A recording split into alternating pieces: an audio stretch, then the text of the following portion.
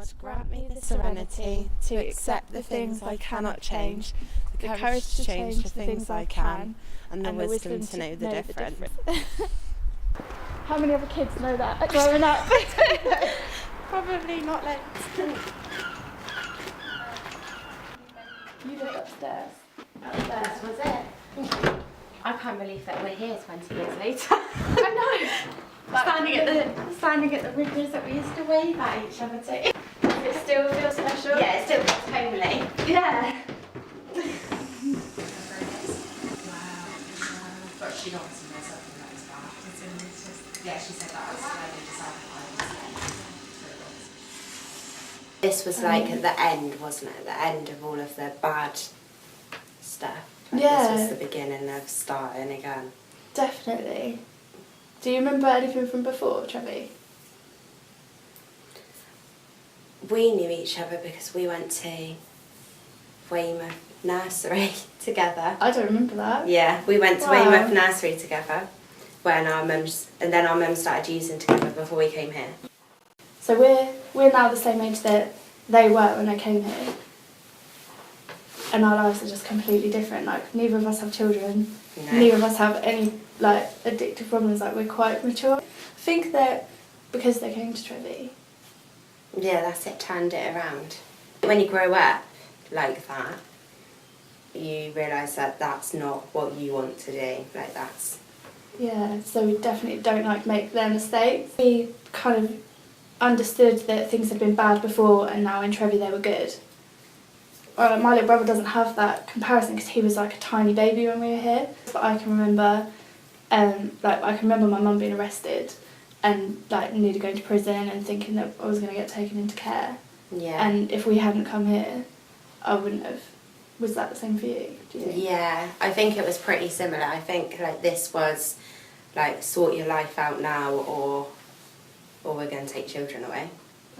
It would have been worse if I hadn't had my mum around. I don't think I'd be as grounded. And you'd never learn what we have learned. Like have the life lessons that we have now. It seems weird that we were just really normal children and like we'd been through like so much before, because you know they write down like a diary every day. When I read back at my mum's, like she feels really guilty, like that she's brought me into like a situation where she's trying to rehabilitate and like she's got to drag me along with her, but actually she's worried about me, but I was having like a great time. Yeah, you she never would feel guilty. like that ever, do you? Yeah, because I think kind of by like talking about this can show her that actually she didn't really do anything wrong. This was the best thing that she could have done. When I look back at it, I think, like even when I was at school, I thought I have loads more fun than any of these other children here. Like they all go home and they have tea and they go to bed and whatever. Yeah. Like I get to go home and do what I want, like with my Yeah. friends. It was really You good. never have to leave your friend. We used to put on shows. I was talking to my sister, Did we? my little sister, earlier, and she was saying we used to put on shows in the evening. I used to go and put my mum's lace, like satin night dress thing on, Oh my god. and you used to put your mum's dress on, and we used to do shows for all of the residents here Oh my god, that's so in the evenings embarrassing. with flowers in our house. We used to dance around the lounge. I remember putting on like those silky nighty things. I remember. I can't believe we used to do that. We must have Dancing. looked like such attention She said seekers. every evening with all of the children we used to put on shows. Oh my god, I wish I remembered that. And the food colouring and all the food. Yeah, I wouldn't eat beans, and that's probably why. Go around to other people's houses like, at my house I have green mashed potato. Yeah, Mum used to call it snotty totty. I really loved living here. Like when I think about, I was only like 4. But I remember genuinely loving it and playing out there on my scooter. Just fun all the time. Yeah. Like there was, like you'd go to nursery and then in the evenings you'd go and do shows and sit down and watch Disney films, and there was like, and then you'd go to room and do it all again the next day. We went to school. I remember organising that sleepover so I could come and sleep in your room for the night. And it's across the courtyard from my mum, but I kind of got to yours and I think I just cried It's like, I miss my mum. I think your Like- mum was like, she's only over there, look. You can wave to her from the window. I used to have really bad attachment issues. Like, Yeah, I think we you'd both always did. want your mum. Always. I did. I used to go to school and remember thinking that that she'd miss me. Because I always thought, like, mum's just really poorly. I didn't really understand, but obviously she was ill. And yeah, I used to feel guilty about leaving her. So it wasn't like I missed her. It's like, oh, she needs me. That is because She when wanted you're a break. little and they've got a problem, like before we came here, and they've got a problem, they say, oh, mum's poorly. Like, if you say, what are you doing? And it just, mum doesn't feel very well today. So you just think that your parents are constantly ill, so that you need to be there to look after them. And then when they're like here or when they're in treatment, you don't actually need to do that anymore. Yeah, because I've spent my whole life kind of like, oh, is mum okay? And like coming to uni was like a really difficult thing for me because I was thinking constantly like, oh, how's she coping? Like, is everything going to be alright at home? How's my brother? Feeling like you've got to be taking care of someone. Actually, just take care of yourself, and that's something that I've learnt from her, from Trevi. So I don't kind of baby her. She's like doing her own thing, and that's like your mum as well. She's doing really well now. Yeah, I do that though. I do that with work, like looking after children. I like to know that I can make them smile, or I have an impact on helping them to learn something new. And I think a lot of that is due to past stuff. Definitely. Like, from being here and knowing how I was as a child, and the people that looked after me, and the things like that. I think I want to be the type of person that would make other children feel like that.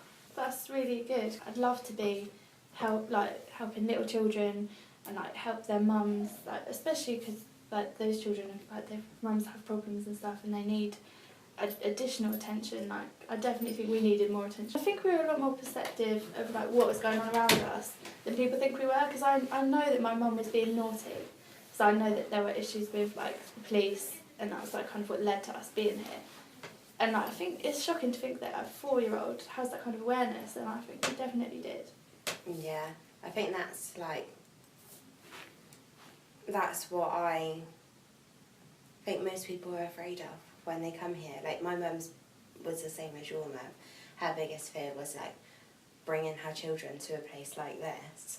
But actually, I don't have any bad memories. Yeah, if anything, it's loads better, because otherwise we could have ended up in foster care and not with our families, and we would have suffered more as a result, and they would have suffered more. Because I know my mum's biggest fear was having me and my brother like taken away. Yeah. And this program just completely changed that, and like, although like recovery is like an ongoing process after leaving Trevi, it's definitely It's the start. Yeah, it's the start, and that was the start that she needed, rather than going into a rehab where she didn't have me and my brother, because then she would just feel stressed and worried and she wouldn't be able to take care of herself. Yeah, because my mum said when she came here, it was the getting clean for her children. Like, she didn't do it for herself originally, she did it for her kids. Yeah. And like here, you can see what you're doing it for every day, because your children are with you. Whereas if you was to go somewhere else without your children, yeah, you wouldn't have that. You wouldn't have them there to be like to keep you going when you were feeling rubbish. Trevi's like the only place in the UK where they actually allow the children to live here as well with their mothers. I didn't know that. No, I didn't. So we was really lucky that we came here, and not because I think there are like men's only or women's only or mixed, but not normally any children. Not children. I think it would have been really hard for any kind of recovery. Yeah, definitely. If they didn't have us. And like, considering it's been 20 years that we actually both have the same connection to this place that we haven't been back to, and the same feelings about it. Yeah.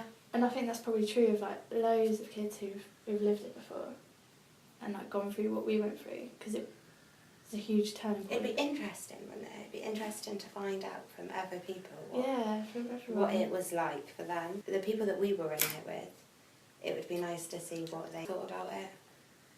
I know it's like really morbid, but some people, just a couple of women that were here like actually died. And I think that's so shocking, and obviously they just weren't keeping with the kind of recovery program and not being motivated, and I think that's it. I think you have scary. to want it as well. Like you have to want to be clean. And it's not just like, it's all well and good like going to rehab, but at some point you're going to leave rehab and you need to be able to kind of To live life. and be responsible as well for yourself.